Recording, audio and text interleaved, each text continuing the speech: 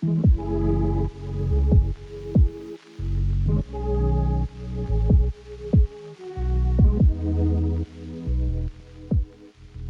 problem a lot of couples face is that they spend a lot of time or they spend more time planning their weddings, planning the clothes they want to wear, the venue, and all of that. But they don't talk about the things that are really very important during courtship. All right. They don't talk about money, they don't talk about children, they don't talk about in laws, they don't talk about conflict, they don't talk about debt, they don't talk about things that are really fundamental to the success of their marriage. And because they don't talk about these things, when they get married, it's as if there's a shock. New things begin to come up. These issues begin to really reveal who they are, and they begin to wonder if they made the right decisions. So sometimes it even makes them feel like I may have made a mistake. And this is basically because they didn't have a conversation about these things before they got married. You're welcome to Fit for Marriage. My name is Chukwunyere, and I help people build healthy, happy, and purposeful relationships that will influence cultures and transform societies. Today, we're going to be talking about the conversations every couple must have before marriage. The conversations every couple must have before marriage. All right. I remember when I was dating my wife, we had a lot of conversations. We had a lot of tough conversations beyond the plans of the wedding, during our courtship days, beyond the plans for the color of the dress, the venue, and all of that. We had very tough conversations. We had core foundational conversations. In fact, those were the seasons or those were the periods that I was convinced that this was the woman I wanted to be with.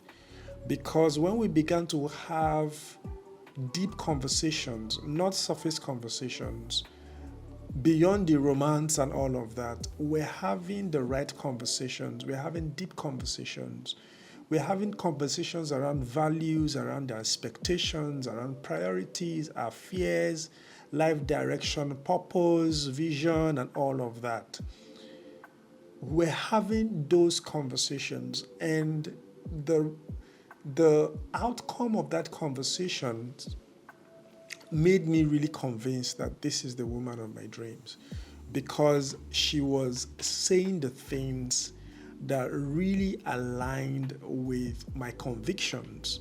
She was saying the things that really aligned with the way I was thinking or with my value system and all of that. So I knew that even when we were having conflicts, I already was convinced that this is the woman I was going to get married to. So the conflicts were caused by surface things like difference in opinion. It wasn't a character issue. It wasn't a value issue. It wasn't an expectation issue. It wasn't spiritual issues. So they were not deep core issues, but they were surface issues. So I felt like as long as the deep issues we aligned, these surface issues are things that will change over time. All right. So one thing that deep conversations, tough conversations does is that they reveal if the both of you are meant to be together. It reveals if you agree on a lot of things or on the things that are really very important or core to the two of you. The Bible says that two cannot work together except they agree. It is in courtship or it is in having the right conversations that you know if you are actually in alignment, if you're actually in agreement, or if you're walking towards different directions, or you have different expectations, different perspectives about life. So love in itself doesn't mean alignment. Love in itself, or the feeling of love, doesn't mean compatibility. No, it doesn't. You understand if you're really compatible when you have the right conversation. Because the right conversations help to create clarity. All right. It helps to create clarity. It helps to open your eyes to really see if the both of you can build a life together. All right. So one thing that you must talk about is money. Money, because money is important. Money would help you build the type of life that you desire. Money is something that you spend every day.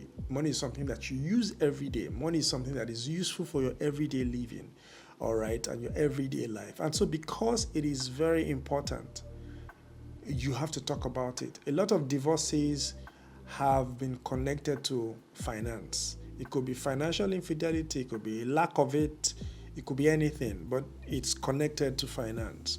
All right, so it's important that as couples you discuss money. It should go beyond how much you earn, because for some people, as long as I know that he earns a lot, I'm fine with it. No, your conversations should go beyond how much you earn. All right, you should begin to think about deeper issues. You should ask questions like, what's your view about money? What do you think about money? What's your relationship with money? Are you naturally a spender or a saver? How do you handle debt? Are you in debt? What are your financial goals? What's the goal that you set for yourself financially for the next 5 years or 10 years? What's your approach to budgeting? All right, what role should financial transparency play in your marriage? Are you the type of person who would want to hide from your partner the amount you make or what you make and how you spend money or how you use money? How do you define financial success? What does financial success mean to you? All right, what is the interpretation that you give to money? How much do you love money? All right, how much do you value money? All right, what is money to you? Is it a tool? Is it a servant? Is it a master? These are questions that you need to ask, because as you honestly begin to have these conversations, it helps to create clarity. It helps to even make you understand if you share the same perspective about money. All right, there are people who don't care if you steal the money as long as you use it to take care of them. Yahoo is fine. 419 scam is fine as long as you're making the money and using it to take care of them. All right, but then there are people who, out of principles and values, they know that they can't be with a man who is a scammer. All right. So when you have conversations about money, how do you make your money? What are the sources of your money? Of the money you make, what channels, and all of that. It helps you to really understand if you really want to be with this person, if you can spend the rest of your life with that person. Because financial conflict is really about the money itself. All right. It's more about how people interpret money. For some, money is security. For others, money is freedom. For some, money is control. For some, it is priorities. All right. For some, it means happiness. For some, it means joy. So money can mean different things to different people. And that is why conflict happens, because if you don't have an understanding of what money means to your partner, what it reflects, what it represents, then you may have issues when you get married. So it's important to have money conversations. And if two people have completely different financial philosophies, they need to discuss that honestly before marriage. Your philosophies about money, your perspective about money may not be the same. So that's why it's important to have this conversation, so you know if you're actually going to the same direction or not. People have gotten married to men who use them for money rituals because of their relationship with money, or how they see money, or how they value money, or how desperately they wanted money. All right. Some people have gone into debt that their families have suffered, all right, because of how they manage money, or the decisions and the choices they make around money, or the mindset or belief they have about money. So it's important to have conversations about money. The second conversation you must have is family and in-laws. Family and in-law conversation is very important. All right. Many marriages have destroyed because of in-law issues or because of family issues. All right. Because when you're getting married, you're not just getting married to that person alone. You're getting married to their family members, or you're getting married into their families. You're getting married into some traditions, into some cultures. You have to ensure that boundaries are established within the context of your marriage. Okay, so how often should family visit? How often should we visit our families? Is it a conversation we should even be having? Is it a no-brainer? Should my siblings come into your kitchen? Should they go to your fridge without your permission? Ask these questions, all right? Who should name our children? Is it our parents or is it us? These are questions that we need to ask, all right? Because if you're able to establish boundaries before you get married, it's a lot easier. Everybody will respect that boundary. But if you don't have boundaries, you just allow everybody, family, in-laws, they just come in and do whatever they like. They will establish cultures for you. All right. So that's why it's important that you establish those boundaries from the beginning, and everybody will respect it and everybody will follow it. And you have to also be firm, because sometimes in-laws and family will want to push some of these boundaries. You will see them even from the moment you start planning for your wedding.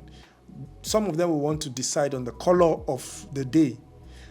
So it's important, the number of people that will attend the wedding. Sometimes it's important to start early to begin to be firm about some things. Do them respectfully, be firm. So have conversations around in-laws, have conversations about family members, discuss your upbringings, because you would have different upbringings. And these different upbringings, you may want to take them into marriage, all right? Discuss your upbringings and decide what type of or what values from both your upbringings you would want to bring into your marriage, and agree. Or what new standards would you want to set in your marriage? All right. So it's important to have conversations around family and around in-laws. The third thing you must have conversation about is children conversations. All right. This is actually very important. I've seen couples that went for counseling a week before their wedding, and that's why it's important to have counseling at least 6 months before your wedding, all right, because it helps give time, okay, and it doesn't put anybody under pressure to take decisions that they don't want to take. So this couple, a week before their wedding, they went into counseling, and the question of the number of children that they wanted to have came up. And the lady said, I don't want to have children. I love my body is my choice, and I don't want to have children. And the guy said, I want 4 children. And so that marriage didn't hold because they didn't agree on the number of children. If they had had this conversation before planning the wedding, spending all the money they spent, and involving family and friends in planning this wedding, they had had this conversation a year or, earlier before they started planning their wedding, they would have walked their separate ways, or they would have agreed on what to do. Some people have taken decisions to go into marriage because the wedding was 2 days before they found out something, and they said, we will still go into this relationship, we will still go into this marriage. And then they go into the marriage and they find out that they are having a lot of issues because they made the wrong choice out of pressure. So it's important to ask yourself, do we want children? Do we both want children? How many children do we want? When do we want them? Because timing is important. What parenting values matter to us the most? What parenting values should we instill on our children? How many children do we want to have? How were we both raised? Because it's important to even ask that question. Because when you ask that question, you also come to a conclusion on how you want to raise your children. All right. Are there some things that your parents taught you that you want to teach your children as well? Are there things that they did that you wouldn't want to do to your children? What's the discipline approach? What patterns do we want to continue? All right. These are important. What patterns do we want to break? These are important. All right. So it's important to have conversations around children, so you don't just think that, oh, we figure it out later. Because a lot of times when you have the mindset that we figure it out later, you have issues when you get married. Okay, so it's important to have conversations around children. The fourth thing is conversations around conflict. You must have conflict conversations. Many people overlook this. And truth is, in fact, this is one of the most conversations that a lot of people overlook. They don't talk about it. What type of person am I? How am I wired? Am I the person who wants to talk when I'm upset or when there's an issue? Or am I the person who wants to shrink and just shut down and not say anything? This helps to really understand both your natures and how you should approach conflict when there's a conflict. How do you handle disagreements? Are you the type that will scream, shout, yell? Are you the type that will keep quiet? Are you the type that will listen? What happens when you're angry? How do you behave when you're angry? Do you need space or immediate resolution when there's a conflict? How was conflict handled in your family growing up? Was everybody picking bottles and breaking on each other's heads? Or were you handling conflict at home in a very good way? What behaviors are unacceptable during arguments? When you're upset, when there's a conflict, what behaviors are unacceptable? We need to have this type of conversations before we get married. Because conflict is inevitable. It's something you'll experience every day. So how you build a healthy relationship is actually directly tied to how you handle conflict. So you will experience disagreement. So you need to master how you handle conflict, understand each other when it comes to conflict resolution. All right. So understanding each other's conflict patterns create awareness and reduces unnecessary misunderstanding. You need to have conversations and be able to understand each other's conflict patterns. It will actually reduce a lot around, the misunderstanding that you could probably have. The fifth thing is career and purpose conversations.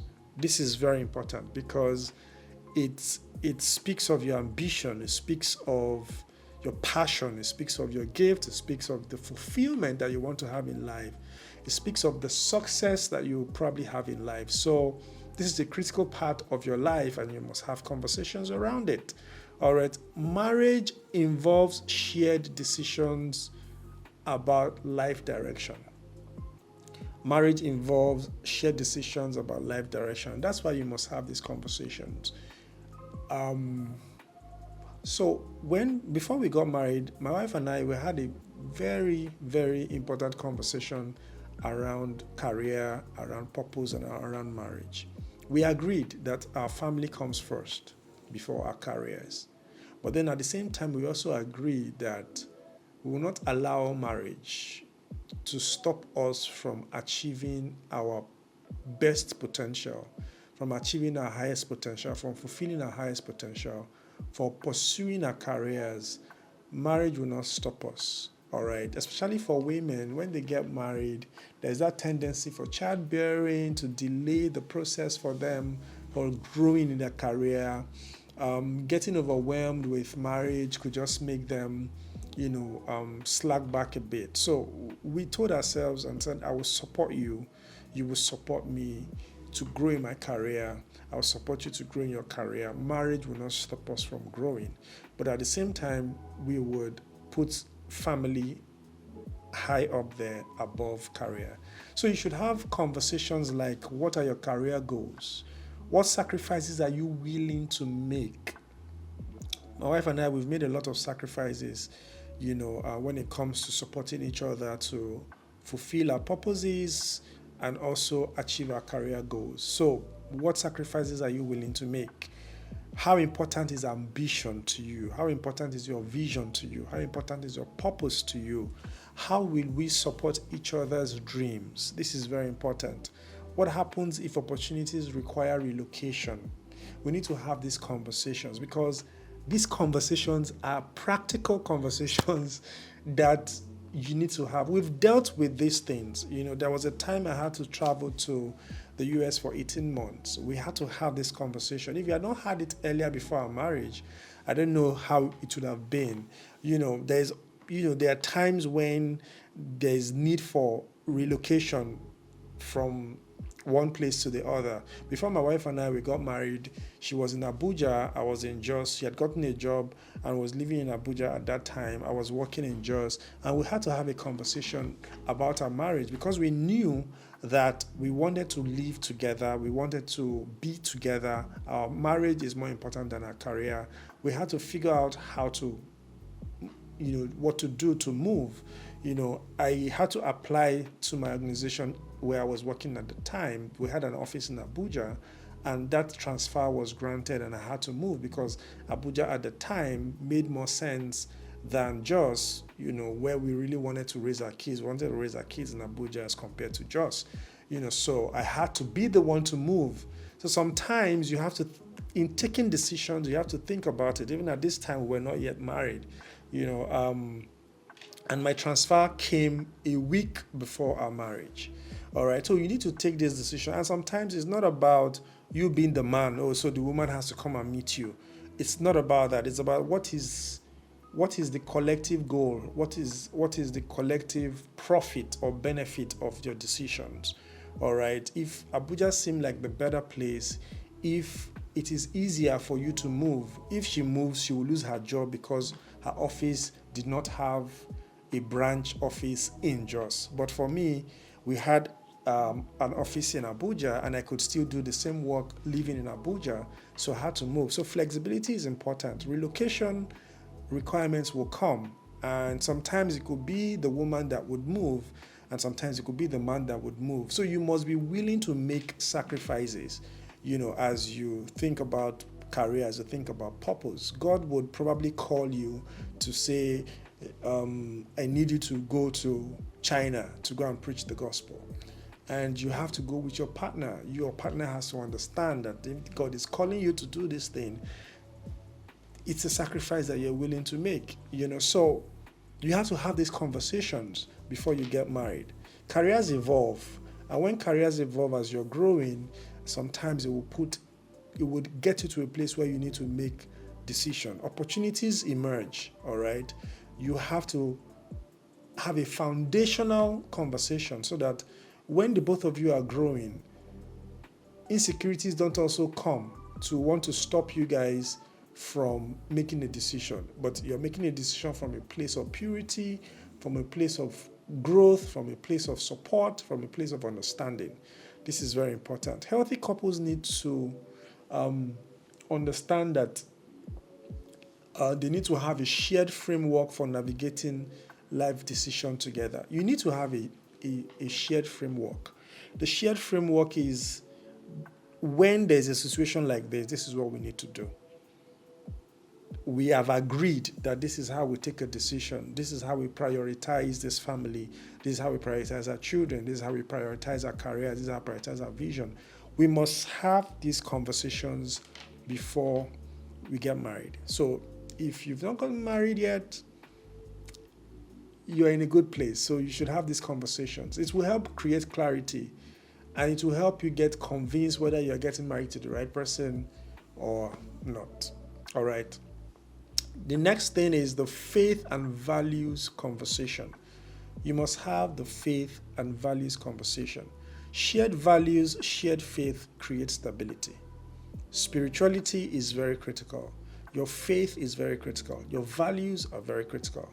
If you have shared values, shared spiritual orientation, shared faith, it creates stability in your marriage. All right, so it's important to discuss and ask questions like, what role does faith play in our lives? All right, what role does faith play in your life? What role does faith play in my life? What principles guide your decisions? What principles guide my decisions?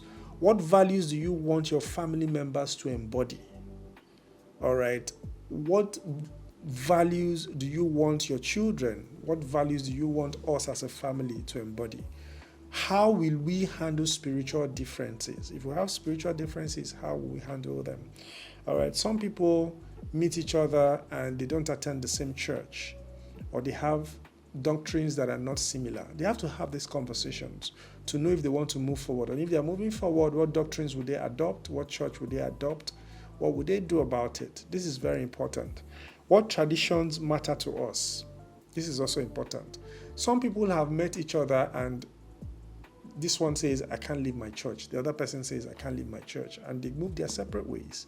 All right. Some people have met each other and the spiritual orientation that this person has, or the doctrinal understanding that this person has, is different from the doctrinal understanding that this other person have. This person does not believe in the Holy Spirit. This person believes in the Holy Spirit, and they just don't think it will work. For some people, they talk about it, they agree on something, and they move forward. All right. So it's important to understand that you must ask these questions because values influence, and values will influence parenting. Values will influence finances. Someone that does not have value systems that are right and lack integrity, they will steal money. EFCC will come and pick them and pick you along. So values influence finances. Values influence priorities. Somebody would value their career because they are making a lot of money over their children, over their spouse. All right. Values will influence your lifestyle, the places you go to, how late you stay at night, what you drink, what you smoke. Values will influence your lifestyle. Values will influence how much you spend money. Values will influence decision making. All right. Spirituality, faith will influence these things as well. So it's important to have these conversations. And where values are unclear, confusion often follows. Where values are unclear, confusion often follows. Agreement in marriage, compatibility in marriage is tied to values, is tied to your faith, is tied to spirituality. So it's important that you have these conversations. The next conversation you also want to have is expectations conversations. All right, this is very important. You can ask yourself questions like, what does a healthy marriage look like to you? What makes you feel loved? What are your expectations around affection? What are your expectations around household responsibilities? What does partnership mean to you? What does respect mean to you? What does sex mean to you? All right. How often do you want it? How often should we do it or should we have it? All right. So it's important. How important is even food to you? How do you expect me to cook every day? Do you expect me to cook fresh food for you every day? So these are questions that you need to ask yourselves. Expectations are important because a lot of people have unmet expectations in their marriages, and it leads to resentment, it leads to anger, it leads to divorce even for some people. So it's important to understand what your expectations are about a lot of things, and then you deal with them even before you get married. So many disappointments are not caused by bad intentions. They're just caused by unspoken and unmet expectations. All right, one person assumes one thing, the other person assumes something completely different, and both become frustrated in marriage. So expectations that are discussed earlier can be managed. All right, rather than having assumptions that will lead to chaos later on. The last thing I'm going to talk about is the healing conversation. This cannot be overemphasized, okay? This requires vulnerability. You need to have conversations around what shaped you or what experiences shaped you. What wounds are you still healing from? What fears do you carry? What anxieties do you carry? What triggers affect you emotionally? What are you actively working on? All right. What are the unresolved pains that you have? Were there bad experiences that you had in the past that you're still dealing with? These questions are important because marriage involves knowing someone's story. Don't just go into a marriage relationship and you don't know the person's story. You don't know their background, you don't know their upbringing, you don't know the pain they're going through, you don't know what they're working on. You would get into marriage and you will have issues because marriage will reveal their traumas, marriage will reveal their pains, and they will express it. All right. So understand that marriage is a mirror. It reveals the lack of your capacity to have conversations and make decisions when it comes to the right things. All right, so have the right conversations. And healing is a journey, you must understand that. So the goal is not to have a perfect person, but the goal is to be able to have someone who wants to improve, who wants to grow, who wants to rise above their limitations. All right. The goal is to understand that person that you want to get married to and see if you can build a life with them with the mindset that they have about money, with the mindset that they have about healing, faith, the expectations and spirituality, their career, purpose, vision, conflict. The mindset that they have will reveal if you really would want to live the rest of your life with that kind of person. And so it's important to have tough conversations. It's important to have the right conversations. It's important to discuss them and make decisions, all right? Look at patterns behind, all right? Your upbringings, how you were raised, the mindset that you have. Both of you place them on the table. Consider them and ask yourselves, which ones should we take along with us? Which ones should we leave? We are building a new home. We are building a new government. We are building a new family. What are the new things, or what are the ideals, or what are the values that we want to bring into this family?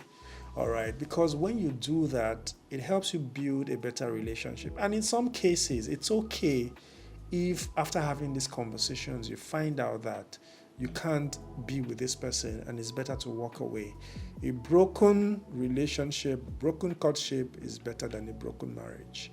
All right, because the pain of a broken marriage is deeper than the pain of a broken courtship. All right. So I'm going to stop here today. I've spoken quite a lot. I actually still have a lot to say, but I'm going to stop here today until our next video. If this video has been helpful, kindly subscribe if you're yet to subscribe so you can get notification for when I share the next video. Kindly comment. I'd like to know your thoughts. If you have questions, drop it in the comment section. I will answer them. Like and share as well with friends. So till I come your way next time, make sure you're asking the right questions and you're building the right relationships. Take care, guys, and bye.